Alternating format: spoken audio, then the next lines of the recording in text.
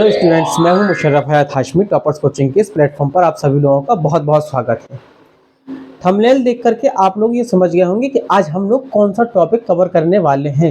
ये topic physics का class 12 के लिए एक बहुत इंपॉर्टेंट टॉपिक होने वाला है। आप समझ पा रहे होंगे, यहाँ पर लिखा है मैग्नेटिक फील्ड लाइंस, चुंबकीय क्षेत्र रेखाएं।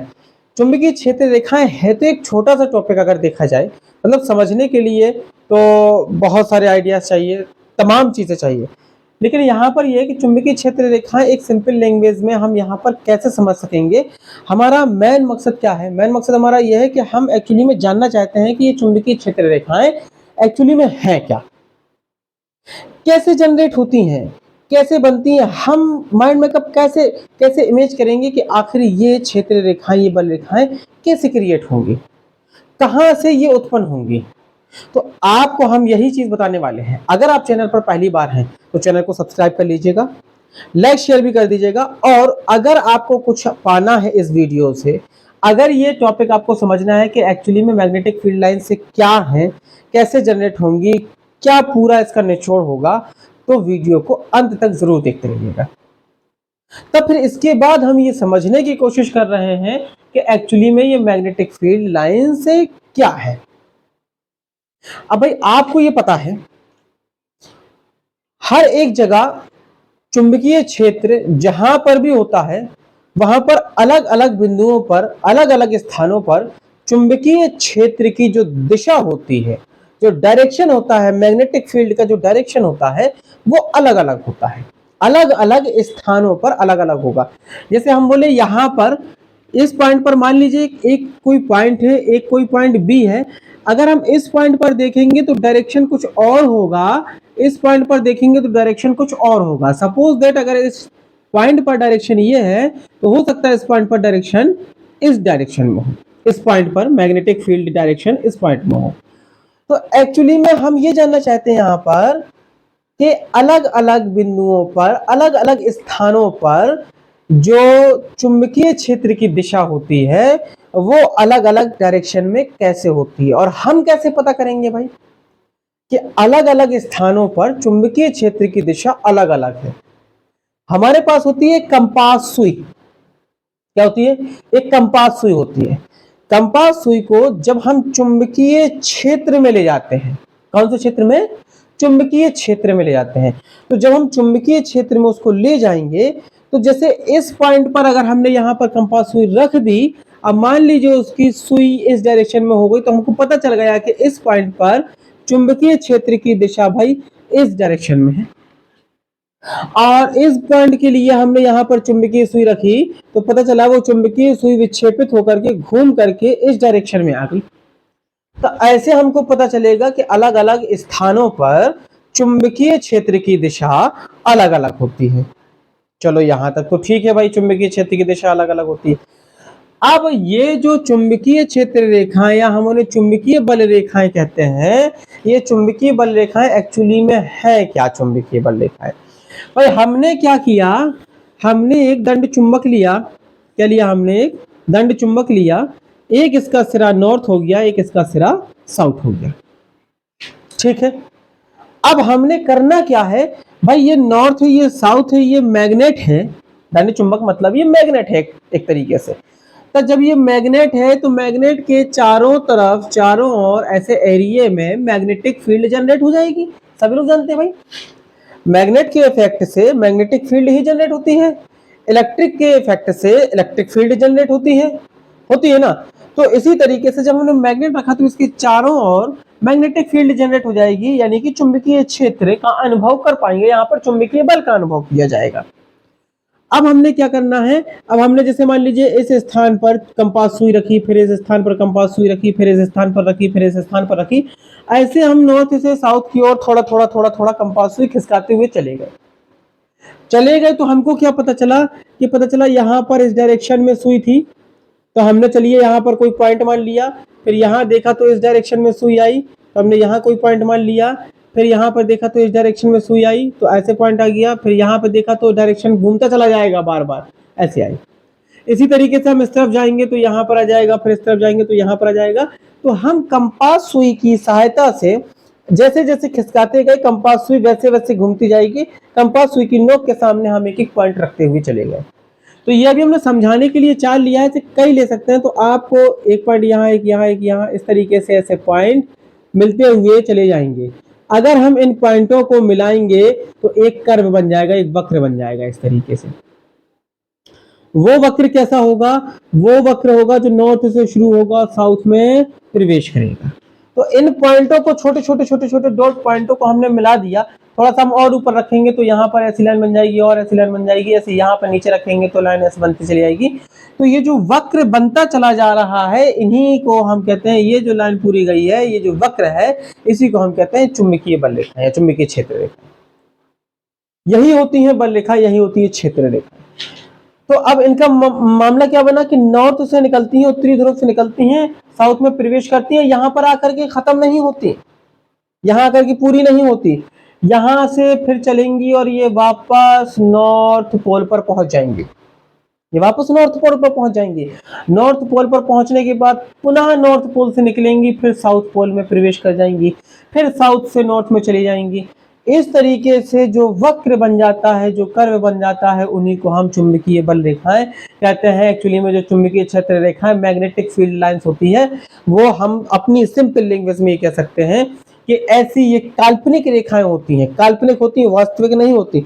वास्तव में नहीं खींच सकते, हम पॉइंटों को मिला करके एक कर्व की इमेजिनेशन करते हैं और उससे हम बता देते हैं कि ये काल्पनिक रेखाएं हैं। ऐसी काल्पनिक रेखाएं जो चुंबकीय क्षेत्र की दिशा को लगातार व्यक्त करती रहती हैं, बताती रहती हैं भाई कि इस पॉइंट पर चुंबकीय क्षेत्र कहाँ पर है, इस पॉइंट पर चुंबकीय क्षेत्र कैसा होगा, इस पॉइंट पर चुंबकीय क्षेत्र कैसा होगा। चुंबकीय क्षेत्र की दिशा चुंबक के चारों ओर किसी भी पॉइंट पर खींची गई स्पर्श रेखा की दिशा में ही चुंबकीय क्षेत्र की दिशा होती है। जैसे इस पॉइंट पर अगर हम एक स्पर्श रेखा खींच दे तो भाई ये खींचेगी इस तरीके से कुछ, या इस पॉइंट पर अगर हम खींचेंगे तो कुछ इस तरीके से खींच जाएगी। तो इस पॉइंट पर चुंबकीय क्षेत्र की दिशा इस दिशा में है, जबकि इस पॉइंट पर चुंबकीय क्षेत्र की दिशा इस दिशा में है। इस पॉइंट पर अगर हम खींचेंगे तो चुंबकीय क्षेत्र की दिशा इस दिशा में हो जाएगी। तो हर पॉइंट पर चुंबकीय क्षेत्र की दिशा लगातार बदल रही है ना। तो जब ये बदल रही है तो इसी से जो कर्व बन जाता है भाई, चुंबकीय बल रेखाएं कहलाती हैं। ठीक है, चुंबकीय बल रेखाओं को दो तरीके से हमने यहाँ पर समझने की कोशिश की है। एक तो हो गई आपकी धारावाही परिनालिका, ये आपका तार है, लपेटों की संख्या है यहाँ पर, और ये माइनस, एक सिरा हमने मान लिया इसका नेगेटिव, एक सिरा पॉजिटिव मान लिया। तो जो इलेक्ट्रिक करंट जो डायरेक्शन होती है वो इलेक्ट्रॉनों की विपरीत दिशा में होती है। तो इलेक्ट्रॉन किस दिशा की तरफ जाते हैं? धन आवेश की तरफ, यानी धन सिरे की तरफ। तो धारा जो होगी वो धन सिरे से चलेगी, इस तरीके से, इस तरीके से, इस तरीके से, और ऋण सिरे पर आएगी। अच्छा, जब हम धारावाही परिनालिका में धारा प्रवाहित करते हैं, ये बात याद रखिएगा, जब धारावाही परिनालिका में धारा प्रवाहित करते हैं तभी उसके चारों ओर मैग्नेटिक फील्ड जनरेट होती है। अगर हमने धारा प्रवाहित करना बंद कर दिया तो उसके चारों ओर मैग्नेटिक फील्ड जनरेट नहीं होगी। अगर हमने ये एक तार ले लिया तो इस तार के चारों ओर चुंबकीय क्षेत्र नहीं है अभी, लेकिन अगर इस तार में एक कुंडलीनुमा हमने बनाया और इसमें धारा प्रवाहित करने लगे तो इसके चारों ओर चुंबकीय क्षेत्र जरूर उत्पन्न हो जाएगा। तो ये आपकी परिनालिका है। तो ये एक सिरे को, इसको हमने मान लिया नॉर्थ पोल और इसको मान लिया साउथ पोल। तो इसमें भी यही कंडीशन होगी, नॉर्थ से बल रेखाएं निकलेंगी, साउथ में प्रवेश करेंगी और अंदर साउथ से नॉर्थ तक जाएंगी। तो ये भी पता चला कि परिनालिका के अंदर यह सेम सिचुएशन, दंड चुंबक के अंदर जो चुंबकीय क्षेत्र की दिशा होती है वो साउथ टू नॉर्थ होती है, यानी दक्षिणी ध्रुव से उत्तरी ध्रुव की ओर होती है। ये भी याद रखने वाला पॉइंट है।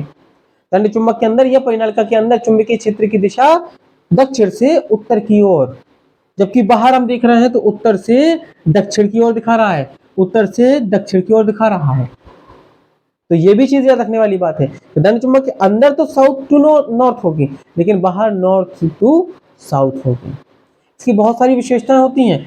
बहुत सारी विशेषताओं का मतलब यहाँ पर समझिए। जैसे नॉर्थ से निकलती, पॉइंट नंबर 1, नॉर्थ से निकलती हैं, साउथ में प्रवेश करती हैं।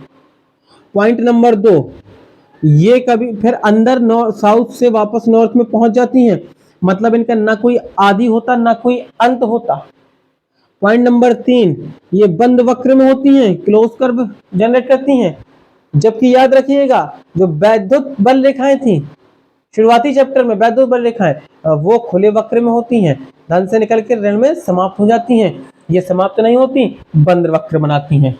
नंबर 4, ये बल रेखाएं एक दूसरे को कभी नहीं काटती, अगर मान लीजिए कोई बल रेखा ऐसे खींच रहा है, कोई बल रेखा ऐसे खींच देंगे तो इस पॉइंट पर दो स्पर्शिका खींची जा सकती है। एक तो देखो इसके सहारे ये वाली स्पर्शिका जाएगी और एक इसके अकॉर्डिंग देखें तो ये वाली स्पर्शिका जाएगी। एक ही पॉइंट पर दो चुंबकीय क्षेत्र की दिशाएं हो गई। एक पॉइंट पर चुंबकीय क्षेत्र की दिशा दो नहीं हो सकती, इसलिए ऐसा पॉसिबल ही नहीं है। तो ये एक दूसरे को कभी नहीं काटती। ये चौथा पॉइंट है आपका। फिर अगर हम और पॉइंट देखें तो यहाँ पर हम देखेंगे कि ये नॉर्थ सिरा है। नॉर्थ सिरे में देखो चुंबकीय बल रेखाएं ये पास पास है, चुंबकीय बल रेखाएं पास पास है। जहां चुंबकीय बल रेखाएं पास पास होती है वहां पर चुंबकीय क्षेत्र प्रबल होता है, मतलब इंटेंसिटी ज्यादा होती है। और जैसे जैसे दूर जाएंगे तो वैसे वैसे ये रेखाएं घटती चली जाएंगी या कम होती चली जाएंगी, ऐसे जाएंगी फिर एक और निकलेगी तो ऐसे जाएंगी। तो यहाँ पर थोड़ा दूर होती चली जाएंगी, यहाँ पे और दूर होती चली जाएंगी, फिर धीरे धीरे वापस पास आती चली जाएंगी। ठीक है, तो ध्रुवों पर चुंबकीय बल रेखाएं जो होती हैं वो पास पास होती हैं, तो ध्रुवों पर चुंबकीय क्षेत्र प्रबल होता है। ध्रुवों से दूर जाने पर चुंबकीय क्षेत्र घटता चला जाता है, बल रेखाएं दूर दूर होने लगती हैं। फिर एक और पॉइंट देखेंगे तो ये देखेंगे कि हर एक बिंदु पर यहाँ पर देखेंगे कि जो चुंबकीय बल रेखाएं होती हैं वो परस्पर पैरेलल समांतर होती हैं। यहाँ पे देखो तो ये इसके समांतर, ये इसके समांतर, ये इसके समांतर। अगर हम यहाँ देखेंगे तो ये थोड़ा तिरछी, तो ये थोड़ा तिरछी, तो ये थोड़ा तिरछी, तो ये थोड़ा तिरछी, तो पैरेलल होती हैं और समदूरस्थ होती हैं, इक्वल डिस्टेंस पर होती हैं, बराबरी की डिस्टेंस पर होती हैं। एक एक पॉइंट देखेंगे, यहाँ से देखेंगे तो इसकी डिस्टेंस इसकी डिस्टेंस इसकी डिस्टेंस इस पॉइंट पर बराबर होगी। अगर हम यहाँ पर देखेंगे तो इसकी डिस्टेंस इसकी डिस्टेंस इसकी इसकी ये सब आपस में बराबर होंगे। यहाँ देखेंगे तो इसकी डिस्टेंस इसकी डिस्टेंस इसकी डिस्टेंस इसकी डिस्टेंस इक्वल होगी। तो ये इनकी कुछ विशेषताएं होती हैं। तो उम्मीद है कि आपको चुंबकीय क्षेत्र रेखाएं, मैग्नेटिक फील्ड लाइंस जो है वो समझ में आई होंगी। अगर वो समझ में आई हैं तो एक बार लाइक शेयर जरूर कर दीजिएगा और जाते जाते चैनल को सब्सक्राइब जरूर कर लीजिएगा। इसी तरीके से बढ़िया बढ़िया टॉपिक हम आप लोगों को देते रहेंगे ताकि आपको आने वाले एग्जाम में 2024-25 सेशन जो चल रहा है, 2025 में जो आप एग्जाम देंगे तो आपको ये कहीं ना कहीं कारगर साबित होगा। तो आपको एक छोटी सी लाइन में समझा जाए तो चुंबकीय क्षेत्र रेखाएं वे काल्पनिक रेखाएं हैं जो चुंबकीय क्षेत्र की दिशा को लगातार व्यक्त करती हैं। उन्हें हम चुंबकीय क्षेत्र रेखाएं या चुंबकीय बल रेखाएं कहते हैं। जहां पर दंड चुंबक के चारों ओर या धारावाही परिनालिका के चारों ओर हम देख सकते हैं कि चुंबकीय बल रेखाएं किस तरीके से जनरेट होती हैं, एक कंपास सुई की सहायता से या लोहे का जो आयरन के टुकड़े होते हैं उनके बुरादे की सहायता से हम चुंबकीय बल रेखाओं को जनरेट कर सकते हैं। उन्हें हम पेपर पर बना के ये समझ सकते हैं कि चुंबकीय बल रेखाएं क्या होती हैं। Thank you very much.